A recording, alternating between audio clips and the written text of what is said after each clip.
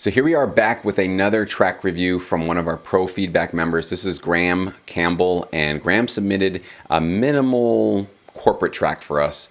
And I actually have Yele on the line with me. He's listening to this live as we go through this. And I'm going to have Yele basically lead us in terms of his notes for it. And I'll definitely come back in the end and maybe provide some of my thoughts for it as well. But let's go ahead and just jump into this track, take a listen, and let's see what's working about this track, maybe what could be improved, and hopefully give Graham some helpful notes. Here we go.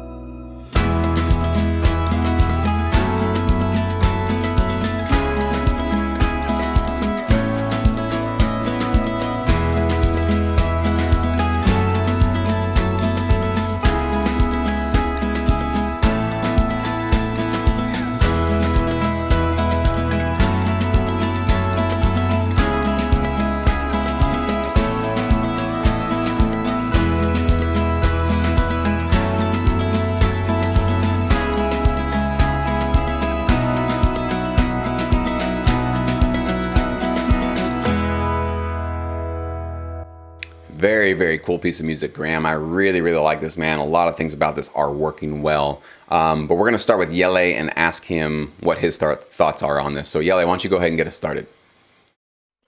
Yeah, so first of all, it's a very nice sounding track. The mixing wise, mastering wise, it's sounding absolutely great. The guitar is really, really sparkling, which I absolutely like. So regarding the structure, this is a perfect example for a proper sounding corporate track in a production music environment. What I'm actually missing a little bit, because I enjoyed the track so much, is having a little bit of an epilogue. Because right now the track is at 2 minutes almost, and to have a little bit of a smaller epilogue with just the guitar enables or gives the music supervisors for television commercials the option to have a little bit of a calmer section.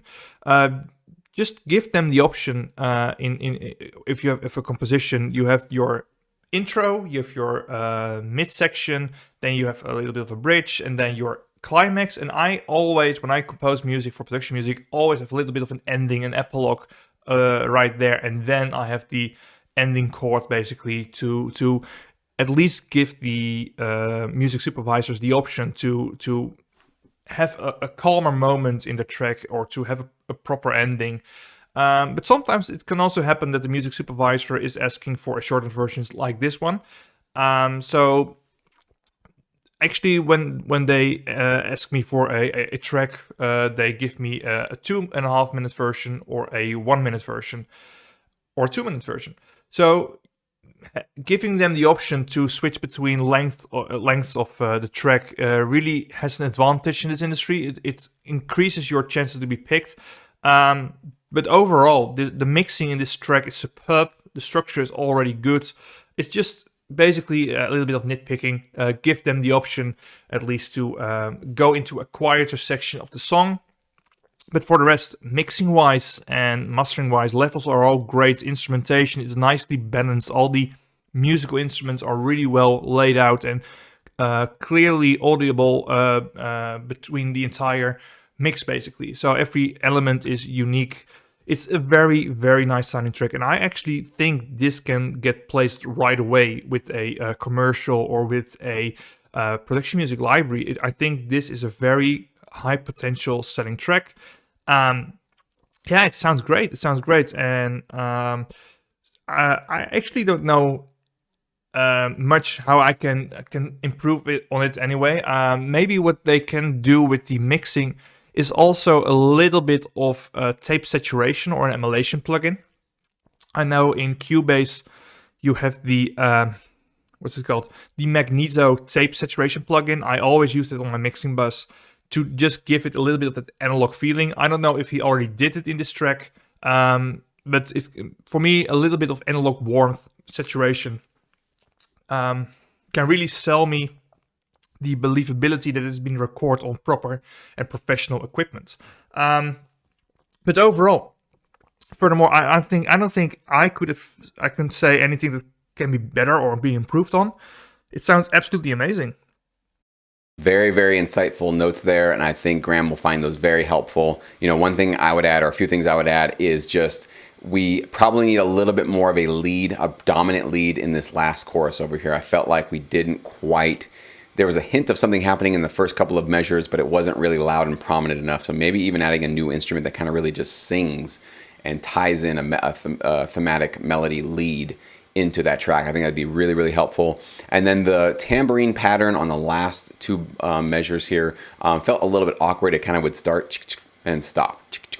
But I kind of wanted to hear maybe more of a consistent kind of getting a groove going. So two tiny, tiny minor notes, but everything else in this track, as Yalia was pointing out, is working so well. The way that it builds, the way that it captures the interest, the orchestration, the instruments that you're performing sound amazing, sound live, sound real. So everything about this is really licensable, and you're definitely on the right path. So keep it up, Graham. You're definitely doing a lot of good things here. If any of you guys are watching this and you would like to potentially get feedback like this on your tracks, you can learn more about Pro Feedback in the description box of this video. It's an amazing new platform that I launched earlier this year, and it's changing people's lives. It's literally changing their trajectory of their sync licensing careers because they're getting confirmation like this. Are you on the right track? Are you not on the right track? And I know that in this business, there's this big kind of black hole in terms of you send music to libraries, but sometimes they don't even listen to your music and they don't give you a response in terms of if you weren't ready for them, they don't really tell you what you could have done better. We can give you that confirmation though. We can let you know exactly what you need to focus on so you can start to make those improvements to get accepted by libraries and start getting those placements. So highly, highly encourage you to consider joining us here in Pro Feedback. Thank you so much, Yele, by the way. I appreciate your time today, buddy.